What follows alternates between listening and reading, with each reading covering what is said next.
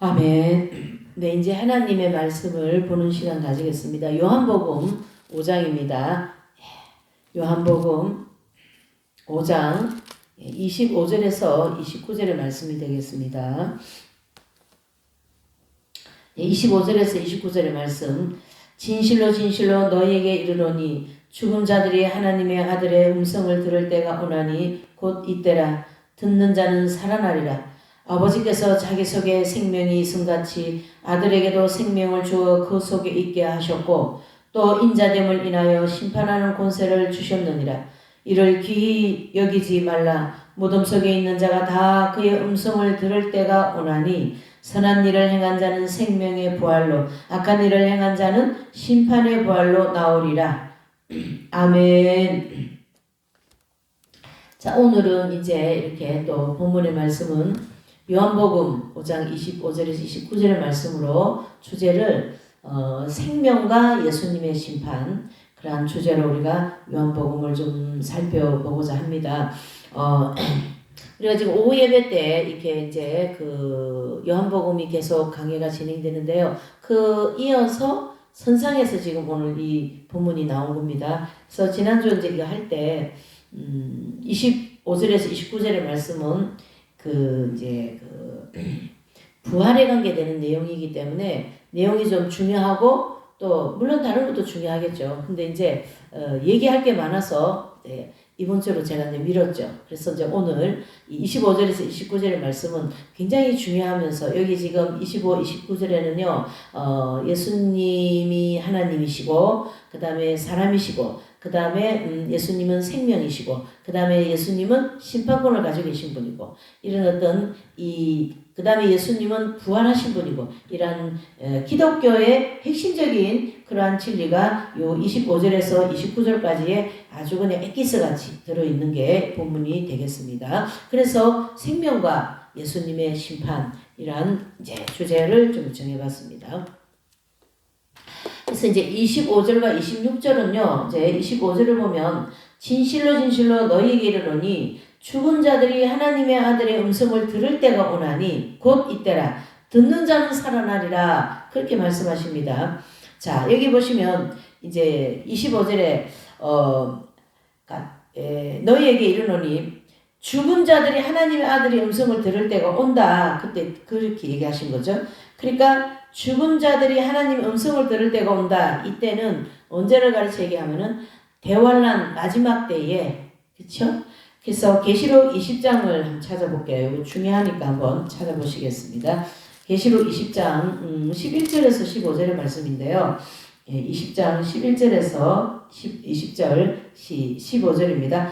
또 내가 크고 흰 보좌와 그 위에 앉으신 자를 보니 땅과 하늘이 그 앞에서 피하여 간데없더라. 또 내가 보니 죽은 자들이 물론대소하고 그 보좌 앞에 섰는데 책들이 펴있고 또 다른 책이 펴졌으니 곧 생명책이라. 죽은 자들이 자기의 행위에 따라 책들이 기록된 대로 심판을 받으니 바다가 그 가운데서 죽은 자들을 내어주고 또 사망과 음부도 그 가운데서 죽은 자들을 내어주매 각 사람이 자기의 행위대로 심판을 받고 사망과 음부도 불못에 던지오니 이것은 둘째 사망 곧 불못이라. 누구든지 생명책에 기록되지 못한 자는 불못에 던지우리라. 아멘. 그랬습니다. 그래서 여기 계시록 20장 11절에서 15절의 말씀은 이제 예수 그리스도의 심판대를 가르치게 합니다. 그래서 거기 계시록 20장 12절에 보니까요. 또 내가 보니 죽은 자들이 물론대서 그 보좌 앞에 섰는데 책들이 펴놓여 있고 또 다른 책이 펴졌는데 그 책은 생명책이라 그랬습니다. 그래서 오늘 이 25절과 나중에 이제 27절, 28절 쭉 같은 내용으로 연결이 되는데요. 예수님은 심판주이시고 또 이제 영계에서 심판하시는 거예요. 심판은 우리 모두가 다, 그러니까 이 종말이라는 게 사람들은 종말 이렇게 하면 굉장히 좀 싫어하고 막 듣는 것을 그렇게 그러니까 부담스러워하는 경향이 많습니다. 그렇지 않습니다. 지금은 종말에 관계되는 설교를 해야 하나님이 가장 기뻐하시고 지금은 마지막 때에 대한 설교 내지는 말씀을 공부해야만이 하나님께서 가장 기뻐하신다. 이렇게 볼 수가 있습니다. 그래서 이 이제 예수님은 예수님은 잘 들으셔요. 예수님은 이제 이 땅에 오시고 이 땅에 인간의 몸을 입고 오시고 그 다음에 십자가에 죽으시고 부활하시고 그 다음에 승천하시죠. 그리고 어떡합니까? 승천하셔서 예수님의 입장은 어떻게 됐냐면요. 심판주로 계시는 거예요. 그래서 그 심판주로서 예수님께서 인류의 모든 영혼들을 심판하시는데 종말이 두 가지로 볼 수가 있어요. 개인 종말이 있고 인류 종말이 있는데 예수님의 이 심판은 개인 종말을 맞이한 개인 종말이라는 것은 우리가 죽은 게 개인 종말이잖아요. 내가 명을 다해서 죽었죠. 그러면 영혼이 빠져나가서 그리스도의 심판대 앞에 선단 말이죠. 그 심판대가 바로 오늘 여기서 얘기하는 이제 죽은 자들이 물은 대서 그 보좌 앞에 섰는데 책들이 펴놓있고 그랬습니다. 책이 펴졌는데 또 하나는 책이 두 개가 펴져 있는데 하나는 그러니까 보좌 앞에 섰는데 책들이 펴있고 다른 책이 하나 있다는 거예요. 그러니까 하나는 생명책에 대한 생명에 대한 그 행위를 심판하는 책이고 또 하나는 지옥을 가기 위하여서 심판하는 책이다. 이렇게 이제 심판의 부활로 생명의 부활로 이렇게 이제 두 개의 책을 놓고 계속 하나님 예수님은 심판하고 있는 거예요. 지금도 돌아가시는 분들이 많지 않습니까? 그 영혼들은 돌아가시고 바로 가는 데가 어디냐면은 그리스도의 심판대로 가는 거예요. 그래서 그리스도의 심판대에서 너는 예수님을 믿었으니까 그 심판에 따라서 생명의 부활로 또 너는 예수님을 믿지 않았으니까 너는 심판의 부활로 하여서 심판의 부활을 받은 영혼들은 지옥을 갈 것이고 또 생명의 부활을 받은 영혼들은 천국을 갈 것이고 이렇게 해서 중간에 있는 어떤 심판대의 영역에서 예수님의 심판을 받는다. 그것을 말씀하고 있는 거죠. 25절에는. 그거와 짝이 되는 말씀이 바로 계시록 20장 11절에서 15절의 말씀이 정말로 여기 12절에 나오지 않습니까? 죽은 자들이 물은 대수하고 그 보좌 앞에 섰는데 책들이 펴있고 또 다른 책이 펴졌으니 곧 생명책이라. 죽은 자들이 자기 행위를 따라 책들이 기록된 대로 심판을 받으니 그랬습니다. 그래서 우리 모두는 이제 개인의 종말이 있고 또 인류의 종말이 있으면 개인 종말은 지금 계속 심판을 받아가는 진행형에 있고 또 인류의 종말은 이제 지금 예수님 오실 때가 임박하다. 재림이 가까웠다. 온 세상이 지금 막 이 지식이 고도로 발달되어 있고요. 이스라엘 백성들이 1948년 5월 14일 이제 독립이 되어가지고 이스라엘 백성들이 자기 땅 고토로 돌아가는 그러한 일이 있을 때 주님 오실 때가 임박하다. 그러한 얘기를 해주시는 것을 볼 때에 지금은 그러한 마지막 때의 징조들이 굉장히 많이 일어나고 있지 않습니까? 그렇죠? 사람들이 지식이 막 고도로 발달해가지고요. 이제요. 이 사람도 복제하고 뭐 AI라든가 이런 거 해가지고요. 목소리고 뭐 사람이고 다 만들어내는 그렇게 해가지고 지식이 인간이 이제 더 이상 갈 수 없을 지경까지 지식이 고도로 발달되어 이 시점이고 뭐 동성애니 남자가 여자가 되고 여자가 남자가 되고 막 이런 하나님의 완전한 질서를 완전히 파괴하고 있는 그러한 시점의 세상을 우리가 살아가기 때문에 이것은 절대적인 때가 임박한 마지막 때를 그리고 하나님의 심판을 자처하는 그러한 시점에 우리가 살아가고 있다. 이렇게 보셔야 됩니다. 해서 지금은 무슨 때라고요? 종말이다. 마지막 때다. 이렇게 우리가 보고 마지막 때에 즉 예수님을 맞이할 그러한 신앙생활을 해야지 이 땅에서 뭐 재산 많이 물리고 자손 만대까지 재산 물려주고 뭐 이 땅에서 자꾸 안 좋아하려고 하는 그런 기복주의적인 신앙에서는 이제 벗어나야 됩니다. 그 신앙으로 계속 갔다가는 사실은 큰 일 나는 그러한 이제 시간을 맞이하게 될 것입니다. 자, 어쨌든 요한복음 5장 25절은 짝이 되는 계시록 20장 11절에서 15절 말씀과 짝이 되는데 바로 그리스도의 심판대가 있다라는 것을 이제 말씀해주고 있는 거죠. 그래서 25절에 이제 한 번 더 읽어볼게요. 진실로 진실로 너희에게 이르노니 죽은 자들이 하나님의 아들의 음성을 들을 때가 오나니 곧 이때라. 듣는 자들은 살아나리라. 즉 어떻게 해요? 지옥 가도요. 악의 영혼은 영원히 죽지 않지 않습니까? 그러니까 심판에 부활을 한다고요. 그래서 그 영이 부활체로 해서 지옥으로 떨어지니까 영체가 부활이 되어가지고 지옥으로 떨어지기 때문에 이 영체는 모든 감각을 다 가지고 지옥을 가지 않아요? 그래서 뜨겁고 고통스럽고 막 죽겠다고 소리 지르고 하는 영원히 고통받는 곳이 지옥입니다. 그래서 지옥은 가면 안 된다 이렇게들 얘기하고 있지 않습니까? 그렇죠? 자, 그러면은 반대적으로 생명의 부활을 하는 거예요. 하나님을 믿는 예수님 믿는 모든 그리스도인들은 부활체를 입고 천국을 가는 거예요. 그럼 우리는 천국 가서 영원히 주님과 함께 행복하고 아름답고 천사들과 함께 말이죠. 하나님을 찬양하면서 그 아름다운 나라에서 산다. 이렇게 심판의 부활과 생명의 부활이 두 가지가 있다. 그것을 말씀해주고 있는 거죠. 자, 26절을 보실게요.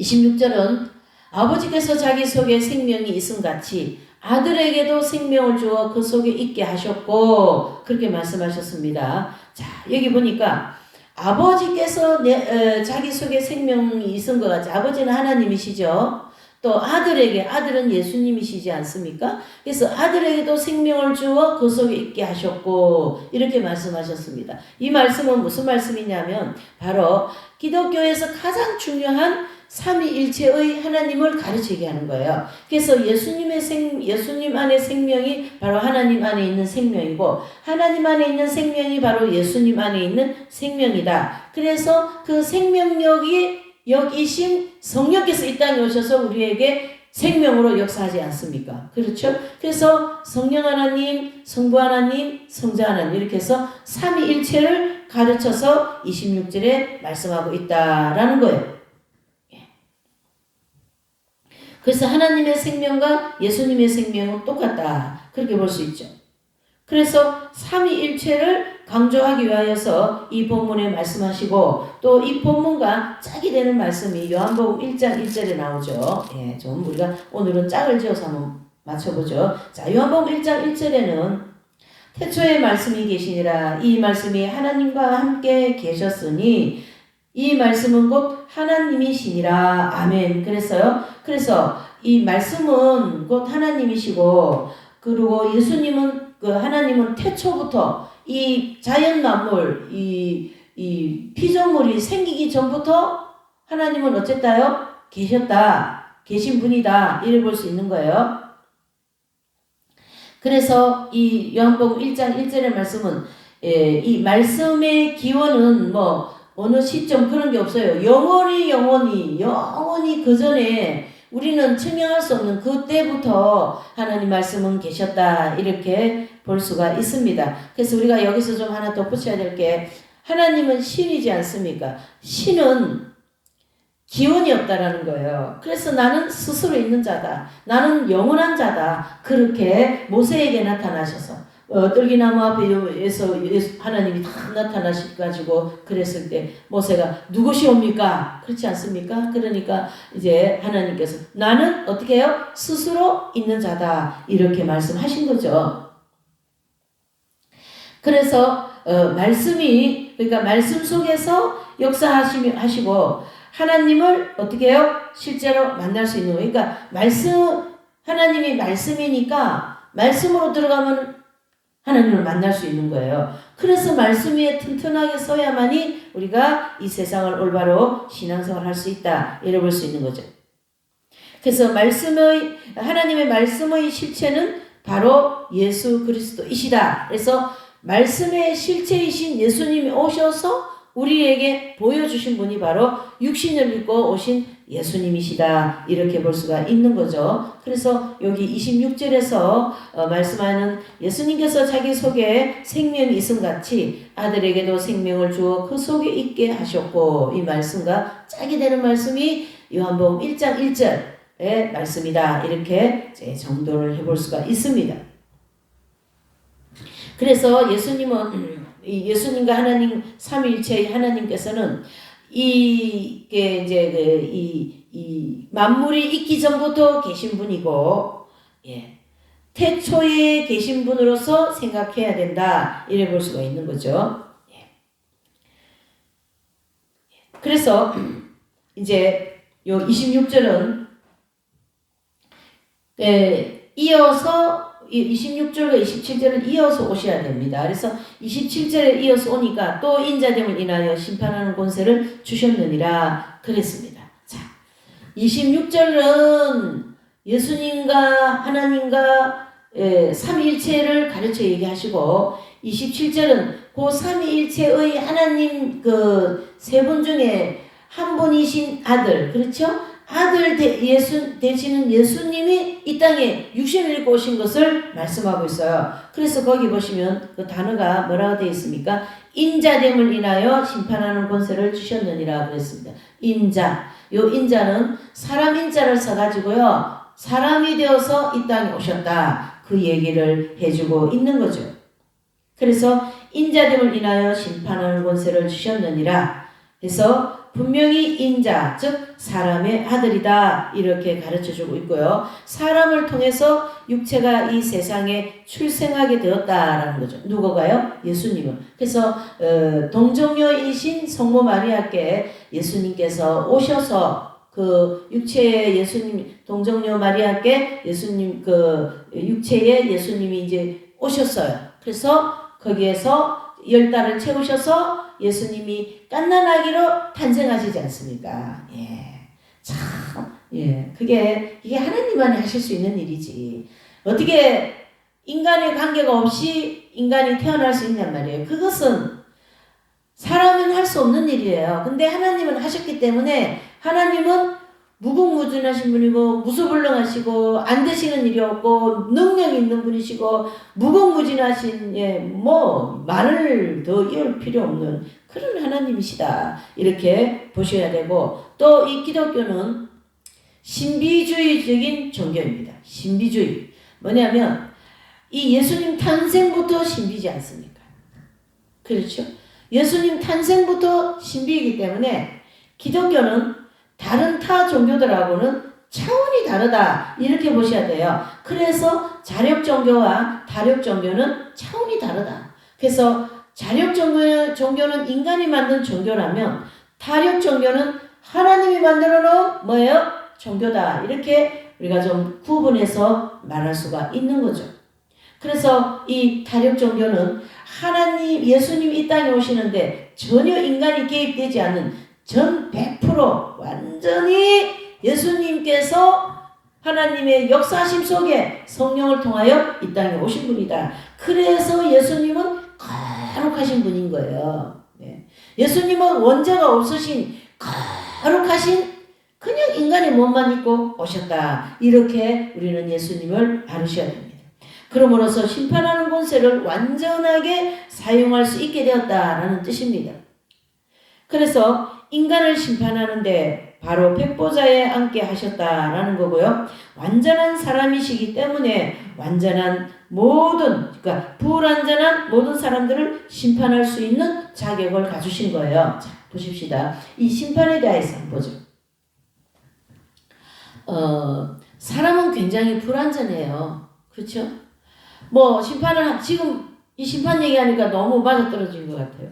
지금 대통령을 탄핵하려고 헌저에 저렇게 심판하는 사람들 정말 우습지 않습니까? 그게 뭐가 심판하는 사람들입니까? 법에 의하여서 심판을 해야 되는데 법을 다 어기고 하는 게 그게 뭐가 심판입니까? 심판 아니지. 안 심판이지. 안 그렇습니까? 그러니까 국민들이 다 들고 일어나는 거예요.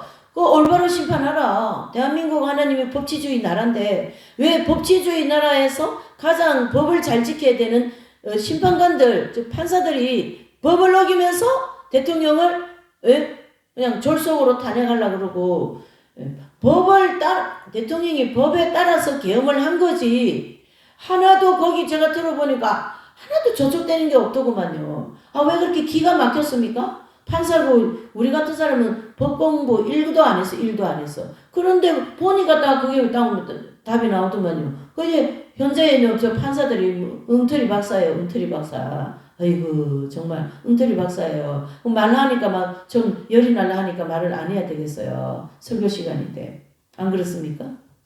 그게 뭐가 판사입니까? 판사. 안 판사지. 엉터리 박사. 엉터리. 예? 그러니까 다 나가야 되는 거예요. 물러가야 되는 거예요. 이해되십니까? 그러나 판사라도 하나님께서 대한민국이라고 하는 법을 딱 정해놓은 법 따라서 예? 정확하게 증인을 가지고 증거가 될 때에 판단을 내리는 게 판사이지. 그거 법 공부 1분도 안 한 사람도 이렇게 잘 아는데 어찌 법 공부를 갖다가 그렇게 뭐 해가지고 뭐 판사까지 된 사람들 뭘 그렇게 모릅니까? 바꿔서 말하면 모르는 게 아니라 알아도 예? 대통령을 탄핵시키려고 이렇게 뭐라 그럽니까? 프리미엄을 짜놔놓고 하는 그런 짓을 하고 있으니 그게 무슨 판사요, 무슨 법관이요, 무슨 뭐 예? 최고의 법을 지키는 사람들이라고 볼 수 있습니까? 엉터리인 거예요. 그러니까 국민들이 다 들고 일어나지 않습니까? 이런 직업이고. 국민들이 다 알거든요. 저 같은 사람도 이렇게 아는데 얼마나 잘 알겠어요. 요즘에 젊은 2030들. 딱 보면 아는 거지. 안 그렇습니까? 그래도 법을 이렇게 적용하여서 판결을 내려도 정말로 정말 하나님 보시기에 공의롭게 그렇게 판단이 안 되는 거거든요. 무슨 말이냐? 인간 세상에는 온전한 판결이 내려지기가 어렵다. 심판이 어렵다. 그러나 예수님은 하나님의 몸으로 이 땅에 하나님의 아들로 이 땅에 60만 빌려서 오신 분으로서 완전한 사람이시라는 거예요. 그래서 예수님은 사람으로서도 흠도 점도 없는 분이고 하나님의 아들 예수님으로서도 흠도 점도 없는 완전하신 분이다. 이렇게 보셔야 됩니다. 그렇기 때문에 심판의 권세를 어떻게 해요? 받을 수 있는 자격이 100% 계신 분이 예수님이다. 이를 볼 수 있습니다. 해서 인간을 심판하는데 바로 백보자 심판대에 앉으셔서 완전한 사람이시기 때문에 불완전한 모든 사람들을 심판할 수 있도록 하나님께서 하신다. 이를 볼 수 있는 거죠. 그러니까 예수님은 이 땅에 오셔서 인간의 몸을 입고 오셔서 제물이 되셔가지고 인간들의 모든 이 엄청난 죄들을 다 사줄 수 있는 그 속죄의 제물도 되셨고 부활하시고 난 다음에 심판주도 되시고 또 우리가 익은 열매 될 수 있도록 성령을 통하여서 광야에서 중보기도 해주시고 도와주시고 그렇게 하지 않습니까? 그래서 저와 여러분들을 위하여서 이 광야에 이 마귀와 세상과 그칠고 사나운 환경과 싸워 이기는 삶을 살아라고 늘 우리를 위해서 중보기도 하시고 우리 옆에서 우리 속에서 늘 지켜주시고 말씀하시고 깨닫도록 하시는 그 모든 분이 성령님 아니시겠습니까? 예수님 대신 성령님이 오셨으니까요. 이렇게 완벽하신 예수님, 이렇게 완전하신 예수님은 우리는 예수님이 나의 아버지요, 나의 구세주요, 나의 뭡니까? 친구요. 정말로 이렇게 가까이 그렇게 계시는 분, 나의 신랑이요. 예. 제가 이제 시간을 한번 내가지고 이 신부에 대하여서 한번 특강을 할 것 같아요. 이 신부에 대한 오해가 얼마나 많은지 모릅니다. 신부에 대한 오해가 거의 99.9%예요, 지금. 대한민국 전 세계 기독교가 다 그런 것 같아요. 예. 우리가 생각하는 그렇게 신부가 그렇게 그런 차원이 신부가 아니에요. 여기서 성경에서 얘기하는 신부는요. 예. 계시록 22장 17절에 보면 성령과 신부가 오라 하는도다 하는 그 신부는 우리가 신부 된다 그렇게 해가지고 신부가 되는 게 아니다. 그 오해가 많다라는 거예요. 그래서 한번 제가 생각을 하고 있습니다. 특강을 하려고. 예. 자, 이렇게 해서 심판주이신 예수님은 완전하신 분으로서 불완전한 인간들을 심판할 수 있다. 이래 볼 수 있는 거죠. 예.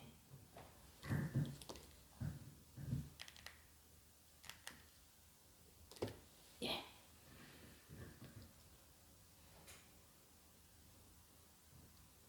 그래서 예수님은 독생성자 예수 그리스도 이리 얘기하지 않습니까? 하나님 아들 한 분밖에 없는 독생자이시고 그 다음에 성자이신 거죠.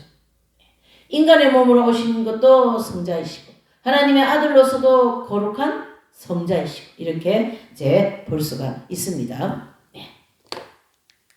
자, 27절을 보시면 또 인자됨을 인하여 심판하는 권세를 주셨느니라 그랬습니다.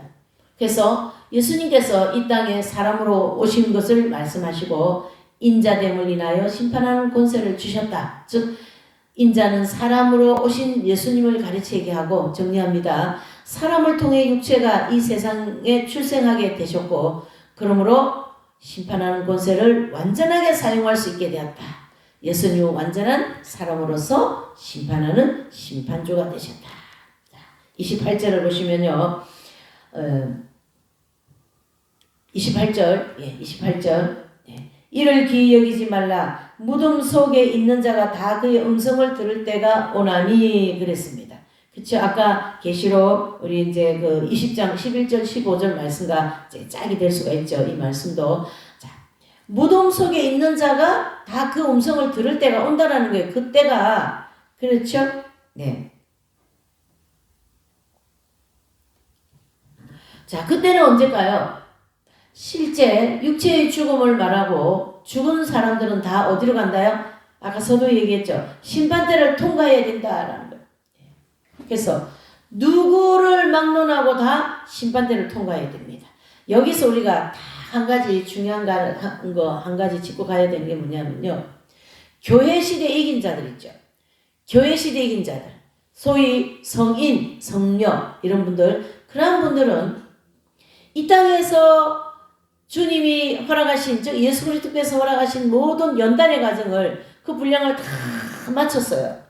마치 프랜시스 성자라든가 잔노기용 부인이라든가 뭐 우리 한국의 주기철 목사님, 손양호 목사님 또 최건노 목사 이런 분들이 이 땅에서 많은 고난을 통하여 그 생명력으로 그 생명이 들어오신 즉 이용도 목사님 같은 분. 그래서 성결교단 출신이신 이성복 목사님은 굉장히 부흥사였는데요. 그 당시에 굉장히 설교를 많이 하고 그러셨는데요. 그 목사님 그 책에 이런 내용이 있어요.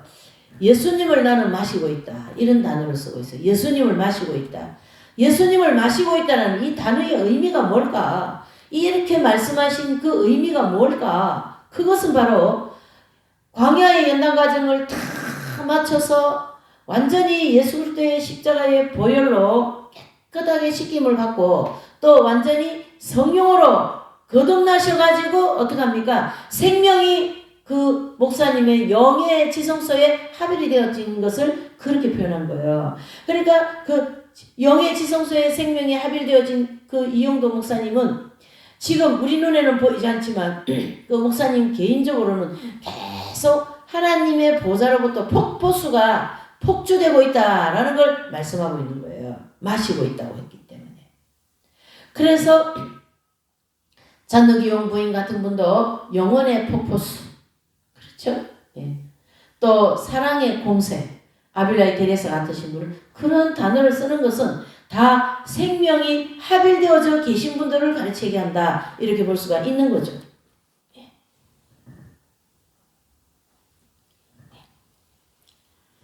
그래서 이제 이 28절에 보니까 무덤 속에 그러니까 이제 이 생명이 이 땅에서 광야 인당 과정이 다 맞춰지고 그리스도의 생명이 합일되어진 즉 생명과 일치되어진 요한복음 3장에 니고데모와 대화할 때 그 얘기 있었지 않습니까? 너희가 물과 성령으로 거듭나야 하리라. 그 다음에 바람이 불어 어디로 가는지 어디로 오는지 너희는 모른다. 무슨 말이냐? 반드시 그것이 체험이 되어야만이 알 수 있다라는 것을 말씀하고 있는 것과 같이 그 체험이 되어진 성도들이 교회 시대 이긴 자들인데 요 분들은 어떻게 해요? 심판대를 거치지 않고 바로 천국으로 바로 들어가십니다. 직천국 간다 이런 뜻인데요. 왜 바로 들어가시냐? 바로 이 땅에서 연단의 분량을 다 마치고 그 영혼이 깨끗하게 거듭났기 때문에 심판대를 갈 필요가 없어요. 이 땅에서 심판받으면서 다 연단받았거든요.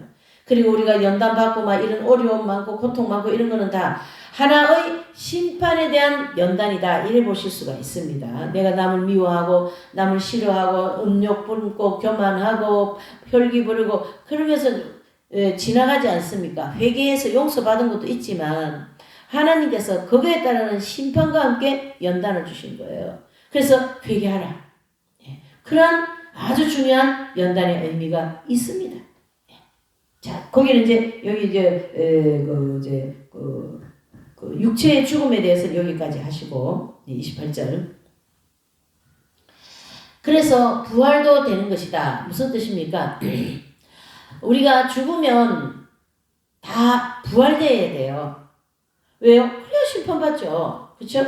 그래서 죽지 않고 부활되는 것이 아니다. 무슨 뜻입니까? 예수님도 역시 육체의 사망을 통과해서 부활에 도달했다. 이게 무슨 뜻이냐면요. 사람이 말이죠. 이 육체는 일단 원죄를 가지고 태어나는 모든 사람들은 어떻게 해요? 죽음을 향하여 가게 돼 있어요. 그러니까 죽어야 되는 거예요. 우리가 죽어야만이 부활하는 거예요. 그래서 그 부활이 심판의 부활과 생명의 부활이 두 개 있다 그랬잖아요. 아까. 그러니까 심판의 부활은 예수님을 믿지 않고 심판받아서 어떻게 해요? 지옥으로 보내는 부활을 된 거고, 또 생명의 부활은 예수님을 믿어서 구원을 받은 사람으로서 어떻게 해요? 이제 주님께 심판받고 천국 가는 것이고, 그렇게 돼 있어요 지금. 그래서 모든 사람은 이 땅에 오셔서 어떻게 합니까? 죽음을 맛봐야 된다. 죽지 않으면 부활에 도달할 수가 없습니다. 자, 이것을 우리가 예수님을 통해서 볼 수 있죠. 예수님은 부활 안 하셔도 예수님은 어떤 분이셔요? 하나님의 아들이시고 심판자도 얼마든지 될 수 있고, 하지만 하나님은 그렇게 안 하시죠. 예수님이 이 땅에 오시게 하시고 이 땅에서 사람과 똑같은 고생도 하고 정신적인 고통도 받고 괴롭기도 하시고 피곤도 하시고 이런 모든 완전한 사람으로서 겪어야 될 모든 고통과 그 다음에 이제 마지막으로 십자가를 통하여 인류의 모든 재물을 삼으시지 않습니까? 그리고 예수님은 죽지 않습니까? 죽으시고 난 다음에 부활하신 거거든요. 그 원리가 그대로 우리 모두에게도 적용됩니다. 우리는 죄값으로 죽었어요. 그러면은 그 죄값으로 이제 죽었는데 그 안에 십자가가 있으니까 우리도 어떻게 같이 부활되어 가지고 하나님 백성이 되어버린 거예요. 그래서 모든 그 생명에는 부활에 있다 이래 볼 수가 있습니다. 그러니까 이제 이 부활도 우리가 부활주일 되면 뭐 예수님 부활하셨다고 엄청나게 뭐 예배도 드리고 그렇게 하는데요. 부활도 우리가 날마다 부활이 있어요. 순간순간 부활이 있어요. 내가 좀 어둡게 생활하고 죄 가운데 있을 때 그걸 탈피해서 나오면 부활된 그 순간의 부활입니다. 그런 신앙생활을 열심히 부활주의적인 신앙생활을 하다 보면 궁극적인 마지막에 생명의 부활로 예수 그리스도께서 우리를 일으키십니다. 그래서 천국에 가서 영원히 행복을 누리며 살게 해주시는데요. 이게 참 중요한 진리입니다. 내가 죽어야만이 순종이 되고 내가 죽어야만이 부활이 된다. 이게 우리 광야에서 자아가 죽을 때 새롭게 되는 거거든요. 내가 죽을 때 새로운 생명이 탄생하는 거거든요. 내 속에서 내 자아가 죽을 때 내 안에서 생명력이 역사하는 거거든요. 죽지 않으면 절대 뭐합니까? 생명이 역사할 수가 없어요. 생명은 죄에 있지 않고 거룩함에 있는 거기 때문에. 그러니까 내가 죽지 않았다는 것은 내 자아잖아요. 욕심, 미워하고 시기하고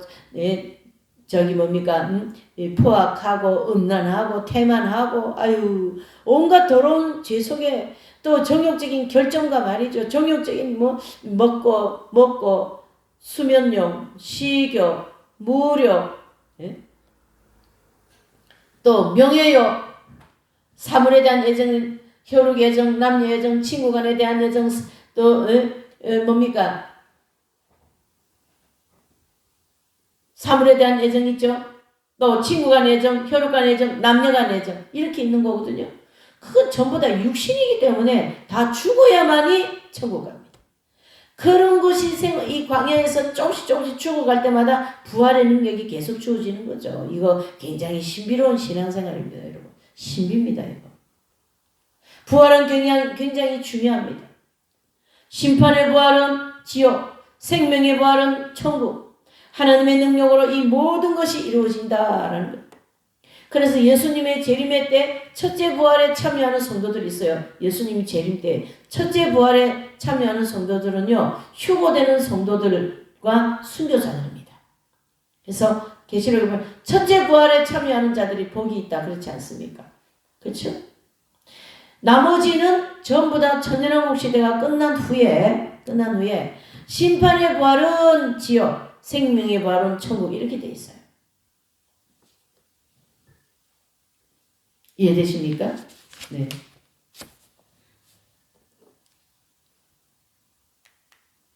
요한복음 11장 25절 26절에 보면 예수님께서 나는 부활이요 생명이라 하셨고 살아서 나는 믿는 자는 영원히 죽지 아니하리라 그렇게 말씀하시면서 영원히 죽지 않는 이 부활의 은총을 우리에게 주셨다 이렇게 볼 수가 있는 거죠. 그래서 예수님께서 나는 부활이요 생명이라고 하셨고 살아서 믿는 자는 영원히 죽지 않는다 이렇게 말씀하신 거죠. 그래서 구원받은 모든 사람들에게 하나님께서 천국 들어갈 수 있도록 부활된 몸을 주셨습니다. 그래서 많은 사람들은 그렇게 뭔가 이 부활에 대해서 착각하는 게 많이 있는데요. 재림하실 때 다 부활되는 것처럼 생각을 하는 그런 그 설교를 많이 하시더라고요. 그런데요, 예수님께서 이 부활은 언제 하는가 하고 보니까 아까 얘기했죠. 휴거 때, 예수님 휴거 때 모든 성도들이 부활합니다. 그래서 그 휴거되는 성도들이 부활체를 입고 거기에 같이 붙어있는 순교자들이 부활체를 입고 첫째 부활에 참여하는 자들이 됩니다. 나머지는 이제 우리가 7년 대환란 다 지나지 않습니까? 그러면은 살아서 천년왕국 들어가는 성도들이 있거든요. 그 성도들은 이제 천년왕국이 끝나고 나서 천국에 어떻게 해요? 아무 고통 없이 부활체를 입고 다 천국에 들어갑니다. 대환란 통과하여서 천년왕국에 들어간 성도들에게 하는 거예요. 천년왕국에서 태어난 백성들을 얘기한 게 아니고요. 왜 그러냐면 이 7년 대환란을 통과해서 들어간 성도들은 대환란을 통해서 다 연단받아서 아주 깨끗하게 거룩하게 즉 영적 할례 받고 천년왕국 들어갔기 때문에 천년왕국에서 그 생명의 수완이 다 찰 때까지 살고 나면 이제 천국 들어가지 않습니까? 그때에 어떻게 됩니까? 부활체를 입고 하늘나라 슥 올라가시고요. 나머지 분들은 이제 천년왕국이 끝날 때 다 부활되어서 천국 들어간다 이렇게 볼 수가 있습니다. 네. 부활의 순서가 그렇게 되어 있어요. 여기 나오죠. 부활의 순서는 첫 번째 휴거 때 부활되고요. 또 두 번째로 순교자들은 천년왕국 시작할 때 부활됩니다. 그 다음에 나머지 모든 성도들은 천년왕국이 끝날 때 부활된다. 이렇게 부활의 순서를 이렇게 1, 2, 3으로 좀 정리를 해놓고 있으면 참 참고되고 좋습니다. 자, 그 다음에 이제 이제 우리가 구원받은 사람들에게 하나님께서 천국 들어갈 수 있도록 이제 부활된 몸을 주시는데 우리가 이 부활되기까지는 내가 죽어야 되는 신앙생활을 반드시 해줘야 됩니다. 그것이 광야의 뭡니까? 연단 과정이고 자아 깨어지는 훈련이고 자아가 깨어지는 것이 바로 죽는 생활이고 내가 죽고 그리스도가 사는 거 아니겠어요? 내가 죽은 것은 예수님이 살아나는 거예요. 그래서 갈라디아서 2장 20절에 보면 내가 그리스도와 함께 죽었나니 그렇죠? 내가 그리스도와 함께 죽는 거죠. 예수님의 은혜로 예수님의 도우심으로 내가 죽고 나면 내가 죽은 게 아니고 살아나는 부활의 신앙을 날마다 맛보는 그러한 은총이 있는데요. 그게 바로 뭐냐 하면은요. 바로 광야의 신앙생활이다. 이래 볼 수 있는 거죠. 그래서 이 마태복음 13장에 보면 진주 보화 비유가 있는데요. 그 진주 보화 비유를 중심으로 이게 정리가 되어 있는 거예요. 자, 진주 장사가 진주를 찾기 위해서 시작한 거예요. 야, 내가 이제 진주를 찾아야 되겠다. 그러는 것이 출애굽, 즉 처음 구원받는 이제 상황을 얘기하는 거고, 두 번째로는요, 이 값진 진주를 한번 만나는, 진주를 내가 만났어요. 그 만나는 그 체험은 바로 첫 번째 연단 끝나고 두 번째 연단 끝나고 난 다음에 이루어지는 가나안 땅 정탐의 은총이다, 이래 볼 수 있습니다. 아주 큰 은총입니다. 아주 이 천국을 한번 갔다 오고 죄를 완전히 짓지 않는 체험을 하는 그런 천국을 한번 맛보는 아주 중요한 영적인 체험이다, 이래 볼 수가 있습니다. 그리고 이제 세 번째로는요, 이 진주를 완전히 그렇죠? 소유하는 그 신앙은 바로 생명이 합일되는, 즉 신부가 되는 그러한 이제 신앙의 인이 되는 거죠. 그래서 이 진주를 사기 위하여서 내 소유를 다 팔아야 되는 거예요. 진주는 여기서 이 마태복음 13장에 나오는 이 진주는요, 예수님의 생명을 상징하거든요. 그러니까 이 생명이신 진주를 살라 그러면은 내 것을 다 팔아야 되는 거예요. 그게 바로 자아가 깨어지는 것이고, 소유를 버리는 것이고, 혈육간의 애정도 내려놓고, 남녀간의 애정도 내려놓고, 물욕도 십자가에 못 박고, 수명욕도 내려놓고, 식욕도 십자가에 못 박고. 요즘엔 제가 위장에 병이 나가지고 식사를 많이 못합니다. 그러니 주님이 이런 위장병도 좀 주고 소병도 좀 줘가지고 어떻게 해요? 식욕을 절제해서 십자가에서 식욕을 좀 죽여라. 그게 죽어야 된다. 그러니까 영성생활 입문에 가장 먼저 되는 게 바로 식욕 절제거든요. 식욕 절제. 아주 중요한 겁니다.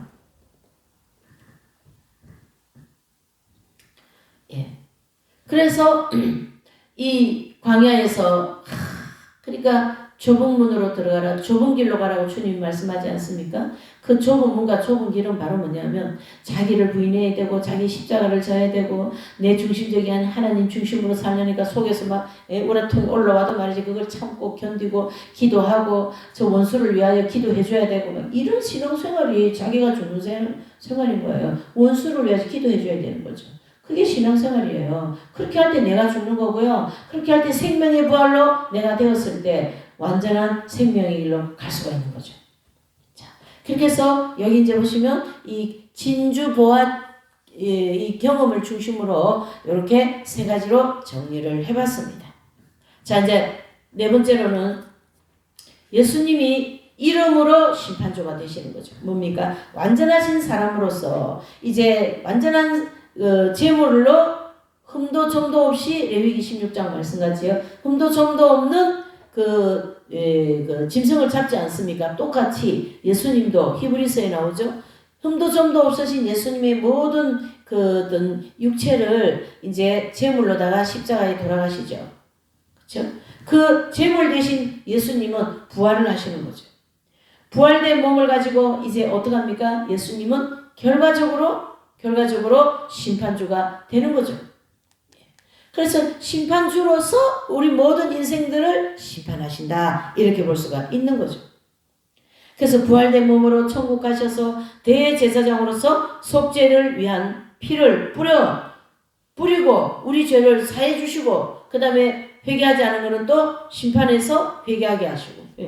그러니까 예수님 혼자서 어떻게 해요? 제물 되시고 죄사함도 주시고 성령도 보내주시고 또 뭡니까? 심판하는 권세를 받는 심판주도 되시고. 그러니까 예수님 혼자서 1인 몇 역을 하시는지 모르는 거예요. 1인 몇 역을 하시는지. 이와 같이 예수님의 자신도 하나님의 능력으로 부활된 몸을 갖게 되셨을 뿐 아니라 모든 성도들이 부활할 수 있도록 능력을 나타내시는 분입니다. 그래서 예수님은 나는 부활이요 그랬습니다.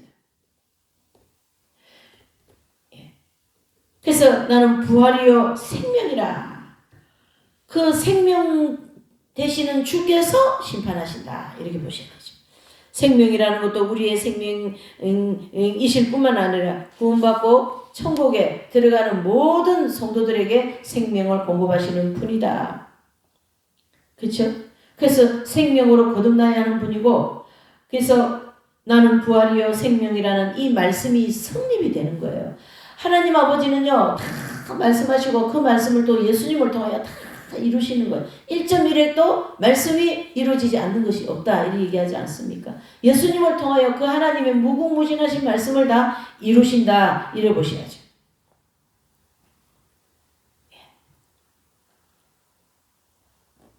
그래서 생명을 얻을 수 있는 그 방법은 바로 광야의 연단 과정이고 보혈의 은총이고 성령의 도우심이고 예수님의 말씀이고 그걸 통하여 말씀, 빛된 말씀과 보혈과 성령과 연단받는 환경을 통하여 우리가 뭐가 됩니까? 익은 열매가 되어가고 있다. 이렇게 볼 수가 있는 거죠.